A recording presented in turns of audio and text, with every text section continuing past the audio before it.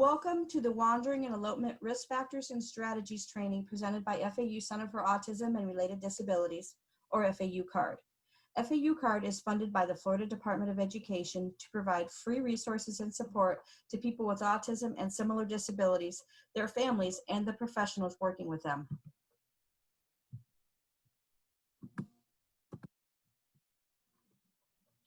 This training session will cover these items as outlined here on the agenda.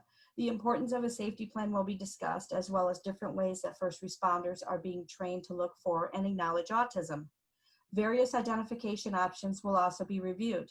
The benefits of having a completed and up-to-date emergency contact form is also covered, and when to call 911, and how to get your child, family member with autism added to the special needs registry if your county has one.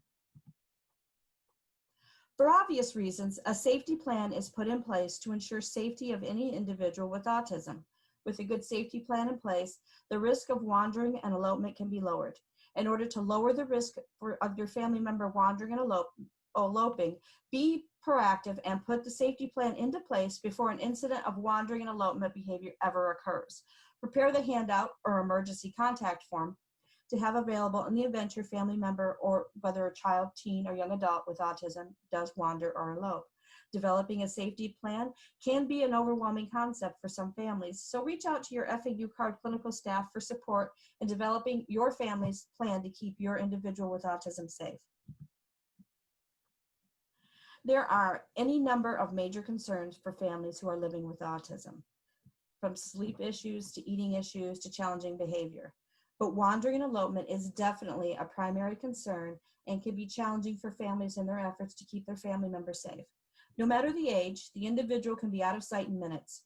Average walking speed is about 3 miles per hour, which means in 10 minutes, he or she could be a half a mile away from their starting point. Within 20 minutes, he or she can be 1 mile away. Don't delay that call to 911. There are several risk factors associated with wandering and elopement behavior. Living in Florida presents its own unique concerns. Water is everywhere here, so drowning is a huge concern, as is traffic. Drivers can be distracted and not see someone wander into the road until it's too late. Or the individual with autism wanders into traffic with little or no concern for their own safety. There are other concerns as well, such as environmental conditions. Here in Florida, due to the extreme temperatures that summer often present, exposure to the sun and heat can be detrimental to an individual with autism who engages in wandering behavior. Heat stroke or sunstroke, dehydration from overexposure are just a couple of concerns related to environmental conditions. Other concerns can range from poisoning because of the exotic plants growing here, construction sites, and the indigenous creatures of Florida, such as snakes. There are many species of snakes here, but from research that I have personally done, apparently there are only 6 species that are deadly to anyone who is bitten. There are ways to identify those species. Personally, I'm not all that interested in getting that close to check it out.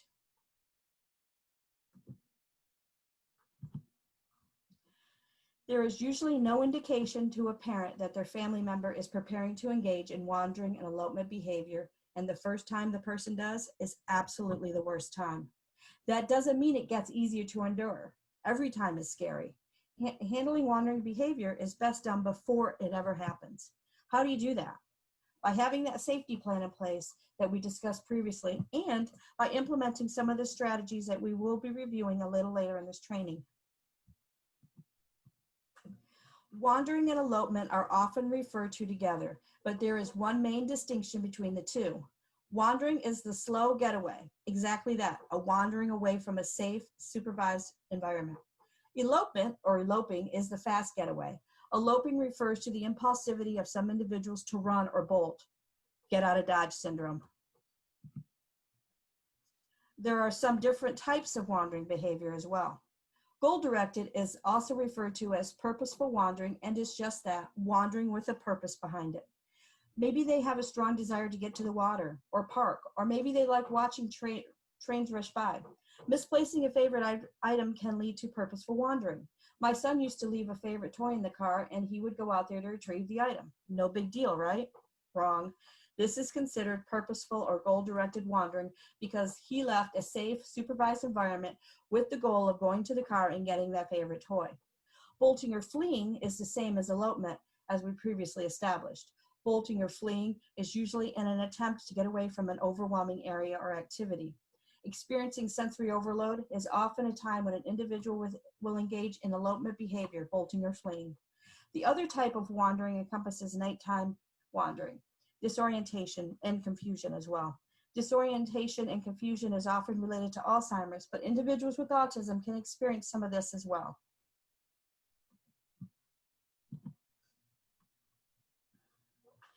As previously stated, wandering elopement is a primary concern for parents who have family members with autism.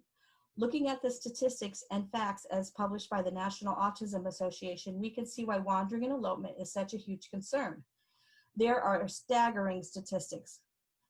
Almost half of the individuals diagnosed with autism have attempted to engage in wandering or elopement behavior. More than 1/3 of those individuals with autism cannot communicate and tell anyone their name, address, or phone number, whether due to being nonverbal or the language impairment. That number is too high. Here's a video from the National Autism Association on wandering.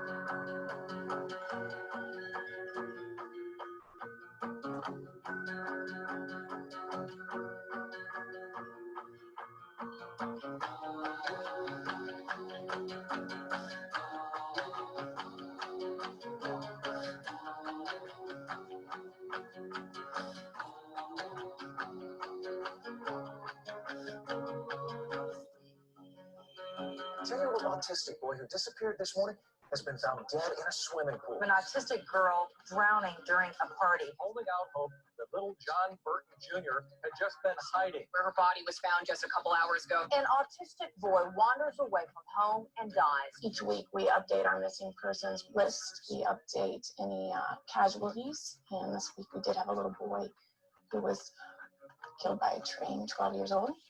I just tried to go along the shore and I went deep. I thought maybe I had her at one point. And then there are the stories where our children beat the odds.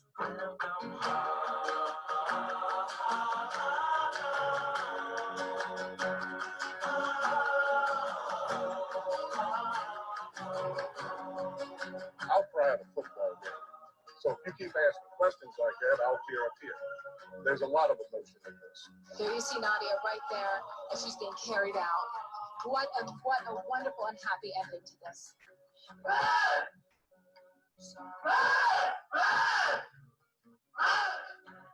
At NAA, we do tend to focus more on the severe side of autism. I know you're very frustrated.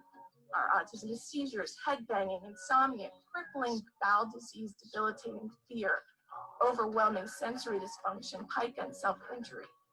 It defines human beings, young and old, who are severely impacted, and the families who live in constant prevention and survival mode.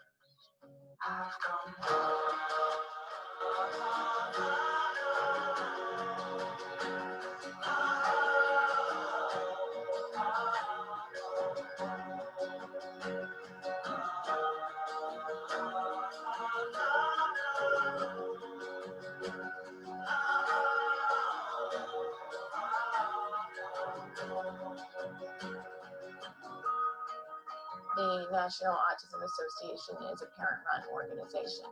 This issue hits home for us. My son has wandered from multiple school settings.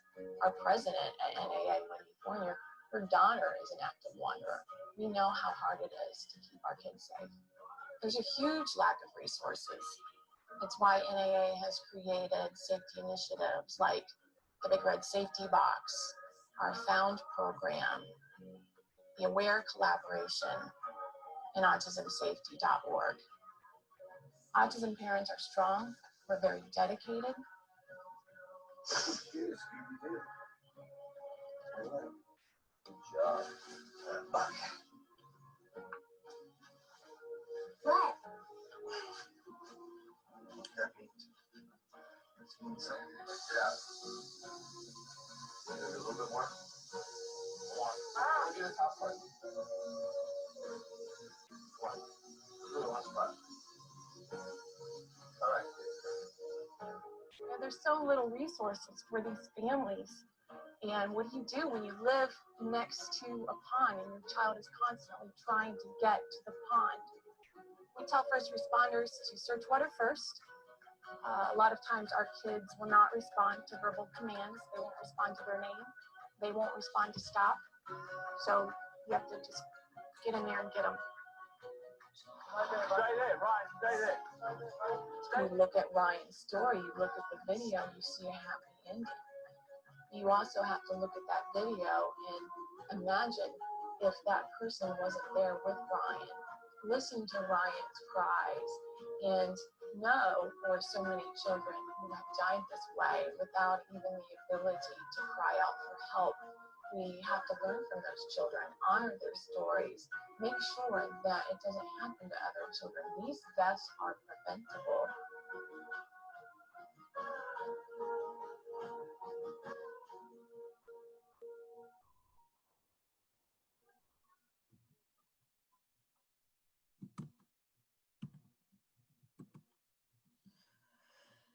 The other statistic that I like to make families aware of is that 40% of parents reported having suffered sleep deprivation due to the fear of wandering and elopement. It's almost half the families. As featured in the video we watched, the National Autism Association has received grant funding to create and distribute the Big Red Safety Box. If they're out when you visit their website, there is a PDF file called the Big Red Safety Toolkit that provides the necessary information on how to create your own Big Red Safety Box.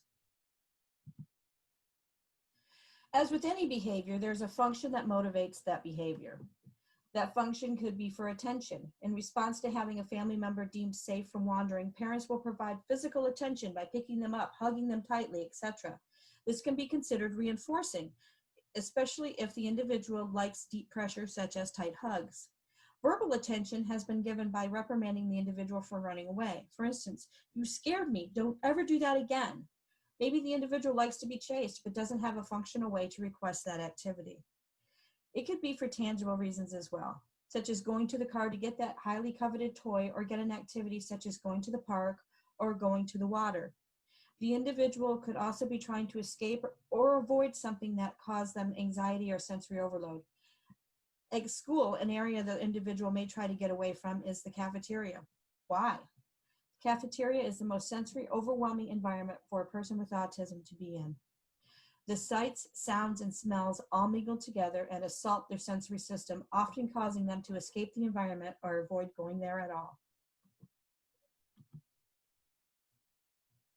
There are some strategies parents can put in place or layers of support to help prevent some of the wandering behavior from occurring at all. Close supervision is and always will be the best line of defense. However, eventually nature calls and we will all need to use the bathroom. And the little Houdinis only ever need just a few seconds to get away. Swimming lessons are always encouraged, but will not necessarily be the saving grace for your family member. In my experience, the swim instructor only ever attempted to get the individuals to the side of the pool. That's great if they fall in a pool. What happens if they are walking into a canal or pond, the bottom suddenly drops away, there's no chance of them getting to the side of the pool. First of all, there's no side of the pool, and they probably are a little frightened because they weren't expecting the bottom to drop away so drastically. And if they do learn how to swim, that's great. However, there are other dangers in the water they could encounter. Our state reptile is the alligator, after all. And I'm sure we've all heard that tragic story of the little boy in Disney World who had wandered too close to the water's edge and was attacked by an alligator. Environmental modifications such as door and window alarms, chimes from the security system, extra locks, gadgets to prevent the door from being opened, or at least slow down the process of opening the door can be added. Community education can be helpful. Informing your well-known and trusted neighbors that you have a child with autism, and that if he, she is outside and you aren't present, ask them to call you. Take a hold of your child, whatever it is the strategy that you want to put in place. Before handing out this information, be sure to conduct a predator search for your neighborhood to ensure you are not inadvertently giving information to someone who shouldn't have it. There are various identification options available, and we will explore those in a little more detail. Skill development is a great way to decrease the prospects of your family member with ASD from wandering and eloping from a safe, supervised environment. First and foremost, make sure they are able to respond to their name and the word stop independently. This may take some work on the part of both parents and behavior professionals. Also, teaching them a functional way to go outside, to ask to go outside, to be chased, I want to go home, etc. Giving individuals a way to ask for or request things and responding appropriately to them will increase the likelihood of the individual using that platform in the future and decrease the likelihood of that same individual engaging in the dangerous wandering and elopement behavior. Lastly, locating technologies. These are different devices that are attached to the person via a bracelet on the wrist or an ankle or placed in a pocket. These devices should not take the place of close supervision by parents or other caregivers. These devices are merely an added layer of security for parents in the event their family member does wander.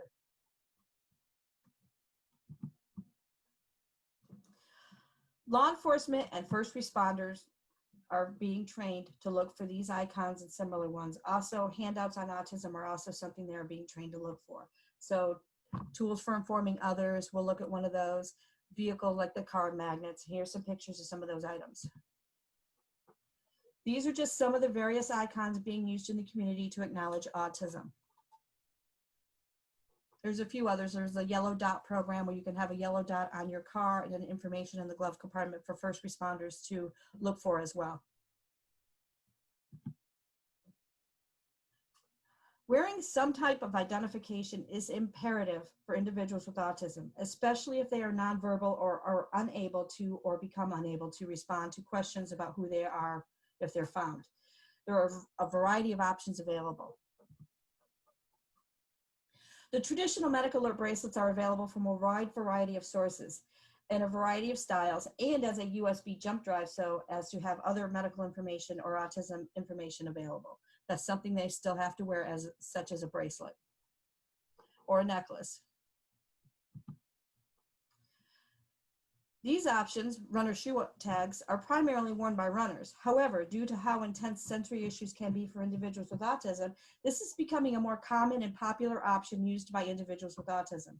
This option should only be considered if your family member does not discard their shoes on a regular basis.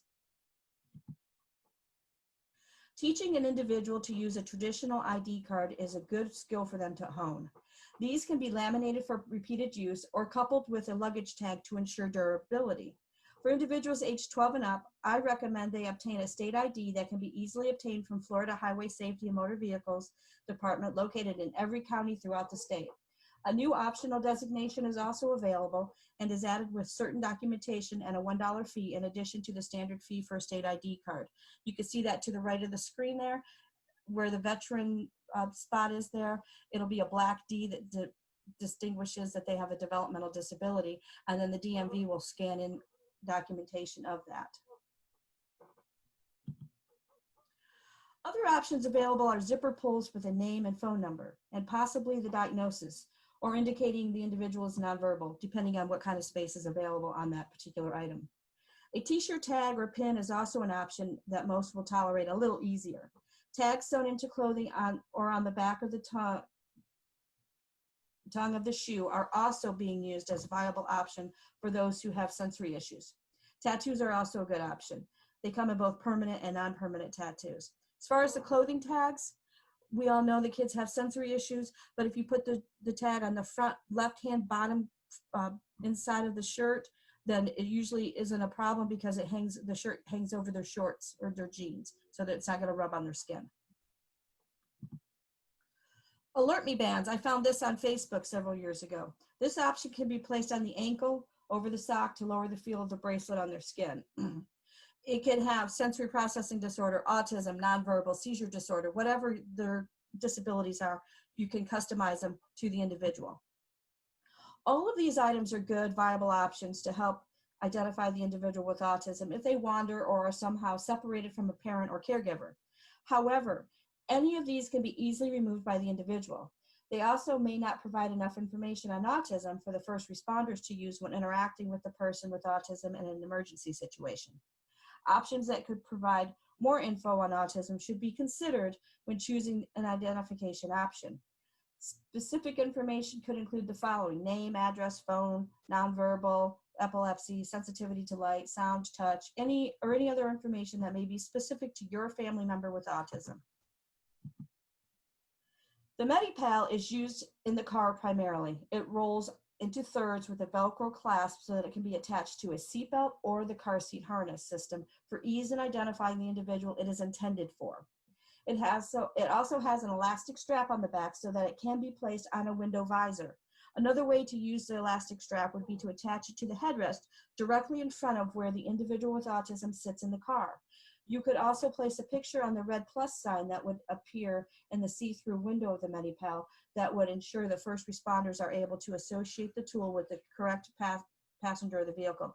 And inside that is as you can see, there is a insert that has their medical information in it, and it can be customized on their website, and you can print it out. You don't have to worry about writing small enough for it all to fit.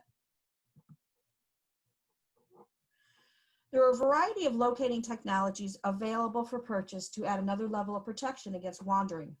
There are various GPS devices available that are relatively inexpensive, such as AngelSense. However, as we all know with any GPS-powered devices, if the signal from the satellite is blocked for any reason, the device is not trackable, and until the signal is restored, the person will remain lost. Devices such as Project Lifesaver International uses radio frequencies to track an individual who is wearing a PLI bracelet, Project Lifesaver International bracelet.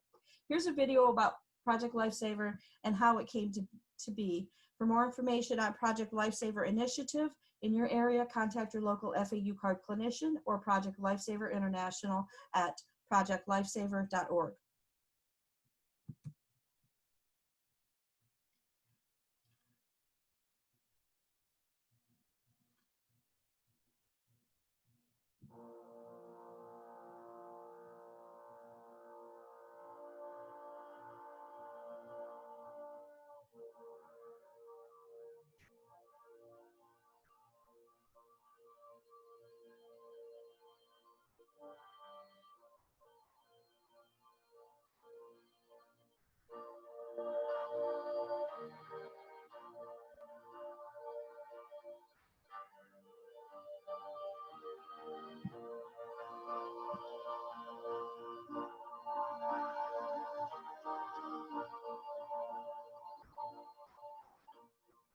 Project Lifesaver was implemented in 2002 at the Lynchburg Sheriff's Office. We wanted to offer this to the citizens of Lynchburg to give the caregivers and family members peace of mind that their loved one can be found quickly. Well, I was a police officer in Chesapeake, Virginia for 33 years. One of my jobs was commanding officer of special operations, which was SWAT and search and rescue. We were having a lot of recurring searches for Alzheimer's patients that had wandered, and frankly, we weren't doing a very good job of finding them. And I really was getting a little tired and disheartened about having to tell families that we were discontinuing the search, or worse, that we had found them. However, Project Lifesaver, number one, is a tool to help public safety personnel locate people that have a condition that would cause them to wander. It's not just equipment. That's the big thing. We're not just a vendor or something. We're a program. We have had 92 successful searches. It's a great feeling. It's a great peace of mind for families and citizens of Lynchburg. We enjoy getting to know the families and building rapport with them. So it really hits home when one wanders. I mean, you know more about them. You have a bond with the family and the child or the adult. My fervent hope was to be able to find something that would help us in making these searches more successful. Came across some information about wildlife tracking. And the thought occurred to me, if we can do this with wildlife, why can't we do it with people? So I was able to contact a company, get them to work with me, and develop a transmitter that could be put on a person's arm. And that was the start of Project Lifesaver. Our passion, our desire, we think Project Lifesaver, the Lynchburg Project Lifesaver program, is our premier community service program here in the city of Lynchburg. We provide it now at no cost to those that cannot afford it through an annual fundraiser. And so, but again, the goal behind that is when we bring that individual back home safely, and historically with our 92 all within 30 minutes or less. The emotion that we feel, the satisfaction that we have done our job and done it well with the assistance of this technology, you can't put a price on that, because someone's life, someone's loved one is brought home, and it makes a difference. I tell people, when you work for Project Lifesaver International, it's not a job, it's a way of life, and you adapt yourself to it.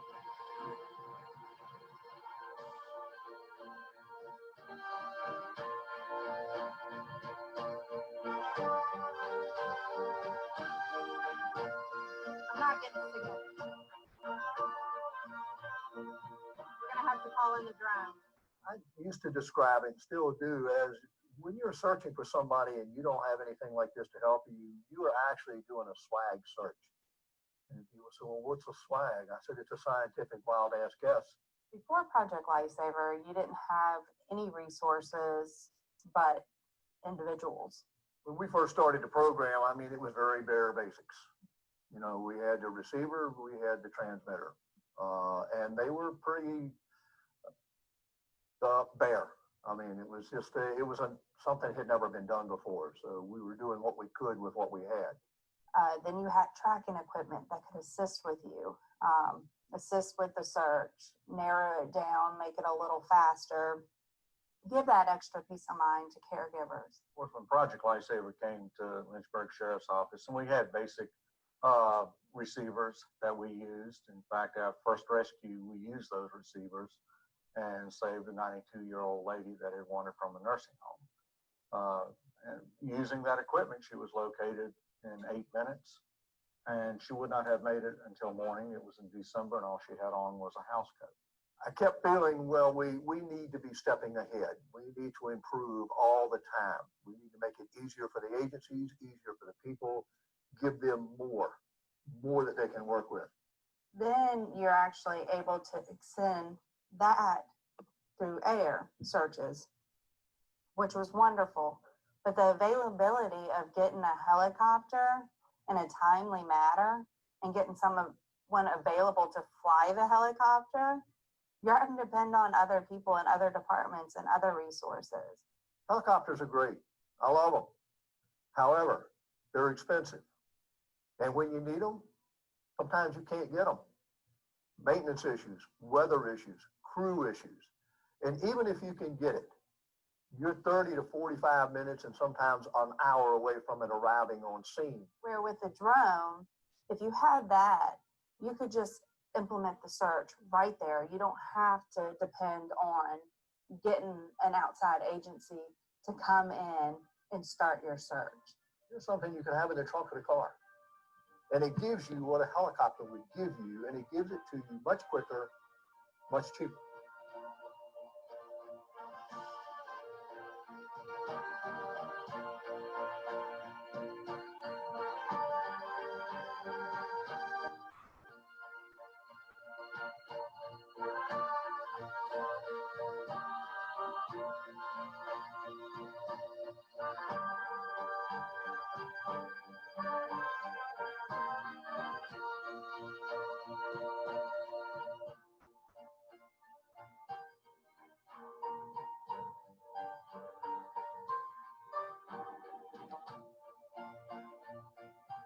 I was on a search and rescue at one point, and the individual, he had autism, and he had wandered, and he had actually gone on his bicycle.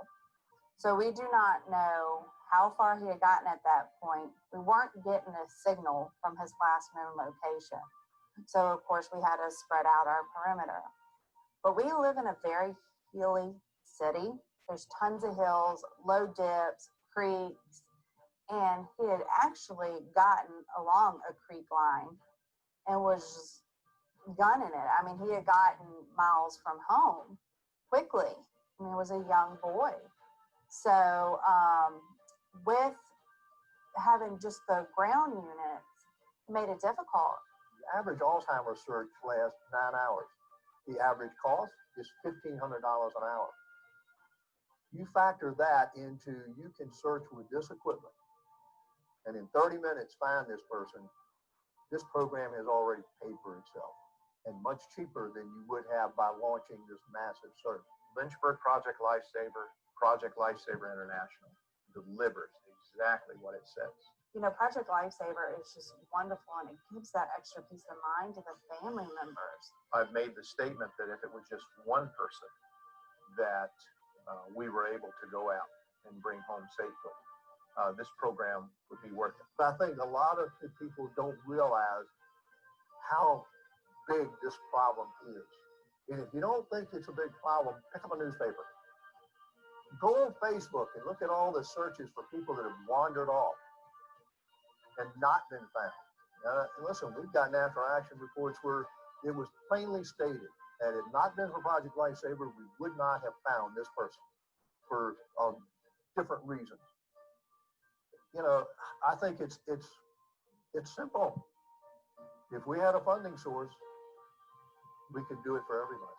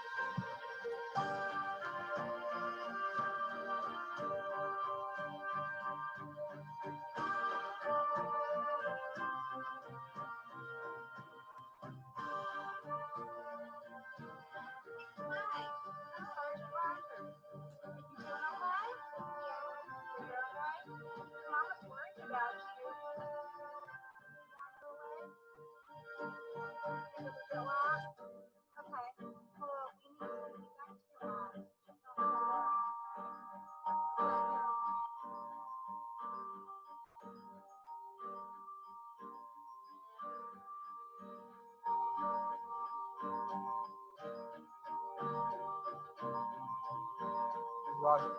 Subject located.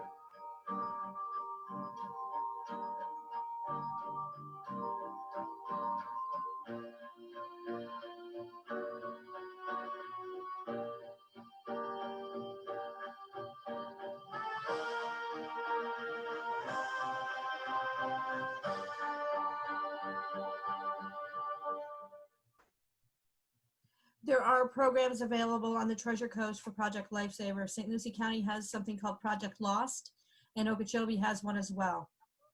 And then in Palm Beach County, through FAU card, they have a limited program of availability of bracelets.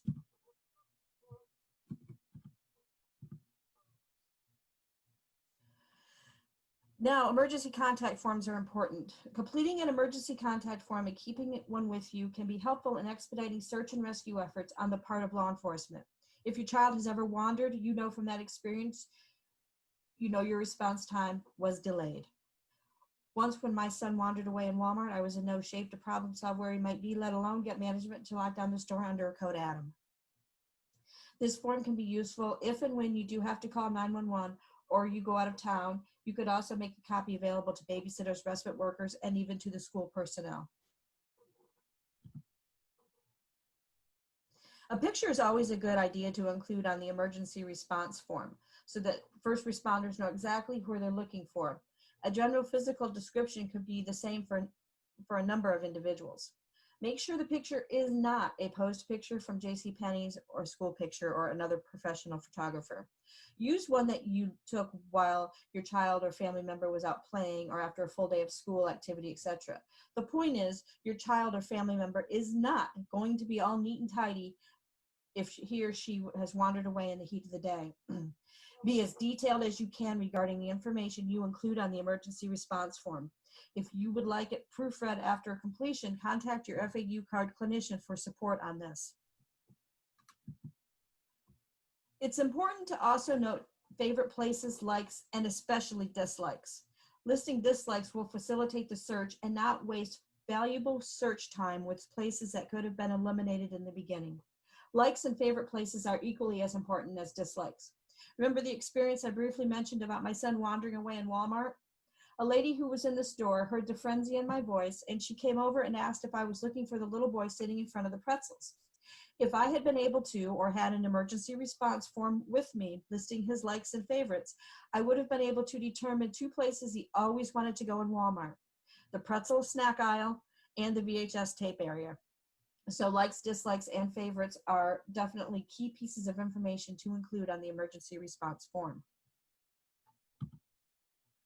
This example is from Autism Risk Management. I personally would need more room for my responses in each area. As you can see, there is a place for the photo on this form as well. Note about pictures, and I think I forgot to mention it, but your young children replace every 6 months as they change so much and so quickly. For older children, teens, adults, 1 time per year is the recommended time frame for updating the picture. This can coincide with their birthday or other significant dates, so you don't forget about it. The wandering plan is a good idea for families to create as well, and is from the Big Red Safety Box initiative. This is the emergency response form or autism elopement form, alert form, that I prefer because there's a lot of room to record detailed responses. 911 call centers have the ability and are becoming more and more willing to add this information to their database. Not all areas have this option, but it's definitely worth making the inquiry of the supervisor for your county 911 call center. When you are contacting 911 call centers to provide this information on your family member, remember this is a voluntary process and privacy may not be preserved. Again, this is a voluntary process and not required, but will make for a better response by law enforcement and first responders in an emergency situation. Also, when you list this information with the 911 call center on the special needs database, just remember this info is listed by address and is not attached to the individual. When an individual wanders away from a supervised setting, call 911 immediately. Any delay in calling allows the individual to get further away. Remember, 10 minutes equals a half mile, 20 minutes equals 1 mile. Make sure, looking through this emergency planning checklist, make sure the first 2 items are in place before you ever have to call 911 to report your child missing. First responder checklist. This is a list that first responders are receiving as a checklist to inquire about from families on calls. It's the same information that is being gathered on the emergency response or autism emergency alert forms. So utilizing the forms will help provide the necessary information needed to facilitate the search and rescue efforts of first responders. If you have any questions, feel free to contact your FAU card clinician and they will be able to answer your questions. Thank you. There's some resources available as well. I'll pause on each screen so you can look at them. If you would like to get a copy of the resources, feel free to email me at callore@fau.edu.